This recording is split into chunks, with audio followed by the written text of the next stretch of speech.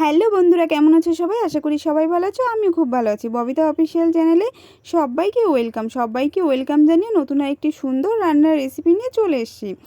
আজকে করে দেখাবো চাল কুমড়ো শাকের রেসিপি। চলো রেসিপিটা শুরু করা যাক। আর হ্যাঁ, আমার রান্নার রেসিপিটা শেষ পর্যন্ত দেখতে থাকো বন্ধুরা।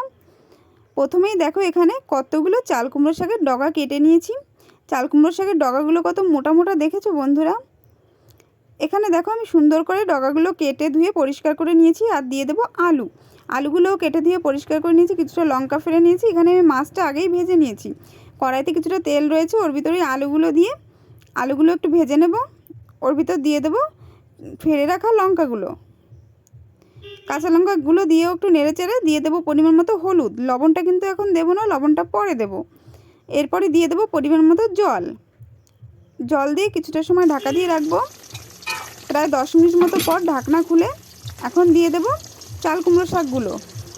এখন দিয়ে দেব লবণ দিয়ে একটু নেড়ে চেড়ে নিয়ে কিছুটা সময় ঢাকা দিয়ে রেখেছি, প্রায় 5 মিনিট মতো। এরপর আলুগুলো নরম হয়ে গেছে, দিয়ে দেব মাছ দিয়ে একটু নেড়ে চেড়ে নিয়ে ফোড়নের জন্য নামিয়ে নিয়েছি বন্ধুরা। এখানে শুকনো খোলায় কিছুটা রাঁধুনি, কিছুটা জিরে ভেজে নেব। রাঁধুনি জিরেটাকে নামিয়ে নিয়েছি। আর এদিকে দেখো দিয়ে দেব কিছুটা তেল। ওই তেলের ভিতর দিয়ে দেব একটা শুকনো লঙ্কা আর বেশ কিছুটা রাঁধুনি দিয়ে তরকারিটাকে ঢেলে দেব। একটু নেড়ে চেড়ে নিয়ে এদিকে ভেজে রাখা রাঁধুনি জিরেটাকে পেস্ট করে নিয়েছি। এখন তরকারিতে দিয়ে দেব, একটু নেড়ে চেড়ে নেব। চাল কুমড়ো শাকের তরকারি আমার একদম রেডি হয়ে গেছে বন্ধুরা। দেখো বন্ধুরা, চাল কুমড়ো শাকের তরকারি আমি নামিয়ে নিয়েছি। দেখতে দেখেছো যতটা না সুন্দর আছে, খেতে তার থেকে অনেক বেশি ভালো হয়েছে।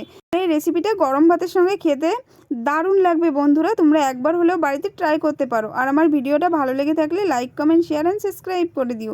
দেখা হচ্ছে অন্য কোনো সুন্দর একটি ভিডিও। বাই।